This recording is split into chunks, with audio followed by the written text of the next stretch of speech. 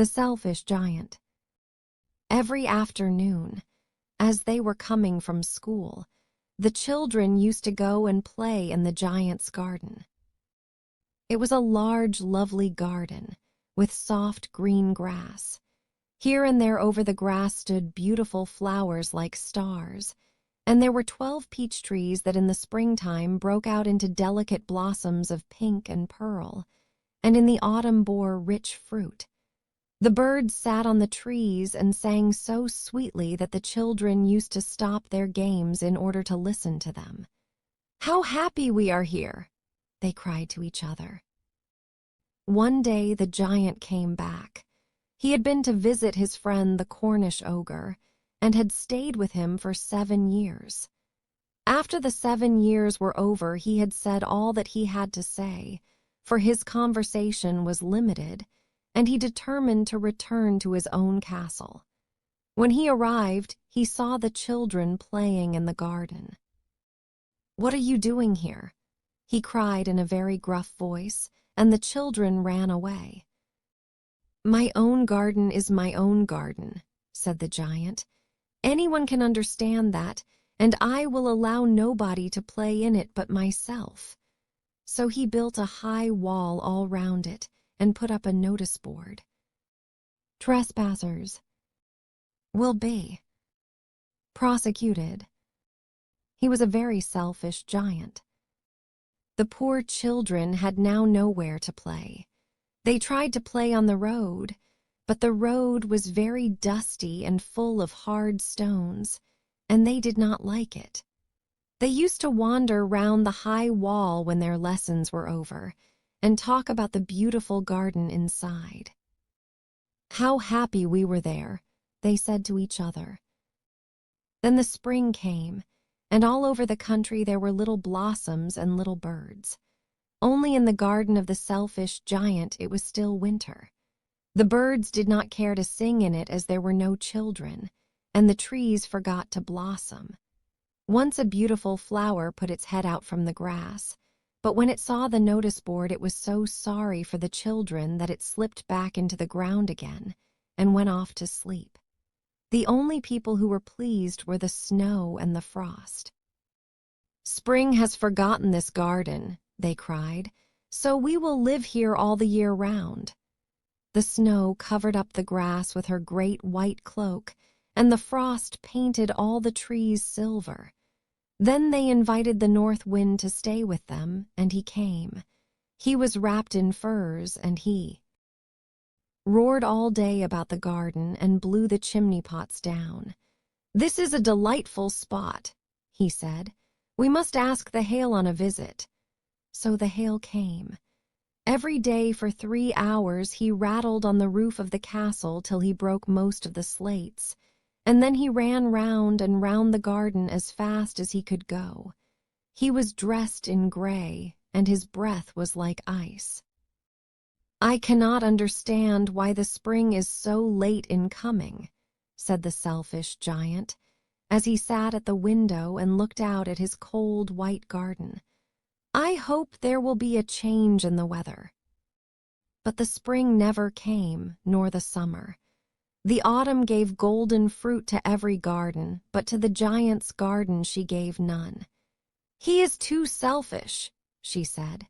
So it was always winter there, and the north wind and the hail and the frost and the snow danced about through the trees. One morning, the giant was lying awake in bed when he heard some lovely music. It sounded so sweet to his ears that he thought it must be the king's musicians passing by. It was really only a little linnet singing outside his window. But it was so long since he had heard a bird sing in his garden that it seemed to him to be the most beautiful music in the world. Then the hail stopped dancing over his head, and the north wind ceased roaring, and a delicious perfume came to him through the open casement. "I believe the spring has come at last," said the giant, and he jumped out of bed and looked out.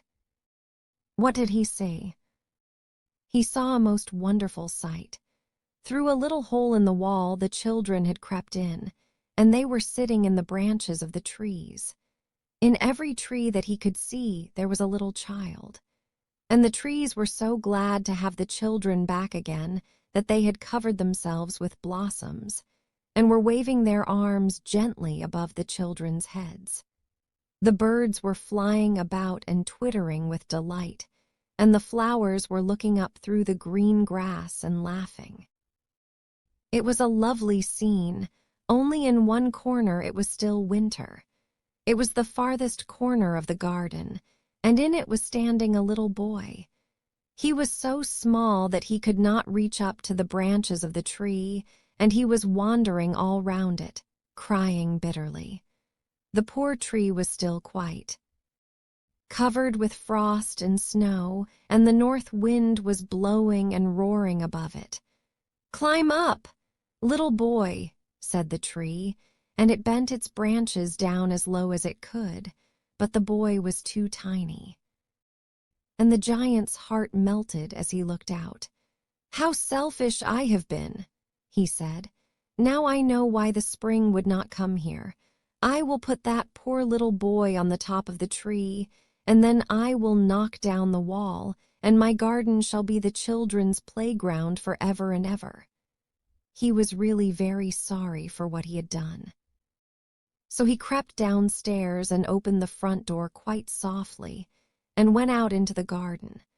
But when the children saw him, they were so frightened that they all ran away, and the garden became winter again. Only the little boy did not run, for his eyes were so full of tears that he did not see the giant coming. And the giant stole up behind him and took him gently in his hand and put him up into the tree. And the tree broke at once into blossom, and the birds came and sang on it, and the little boy stretched out his 2 arms and flung them round the giant's neck and kissed him. And the other children, when they saw that the giant was not wicked any longer, came running back, and with them came the spring.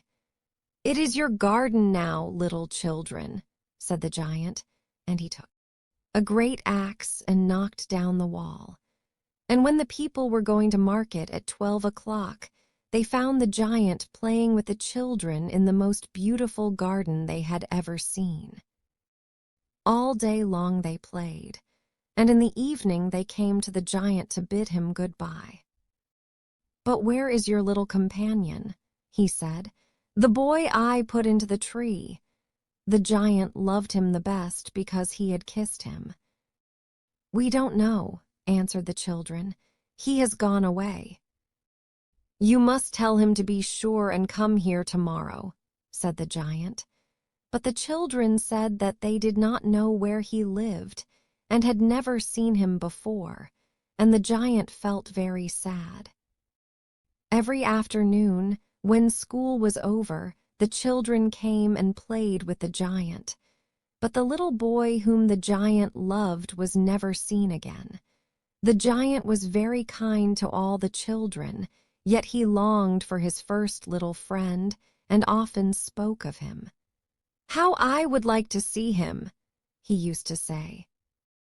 Years went over, and the giant grew very old and feeble.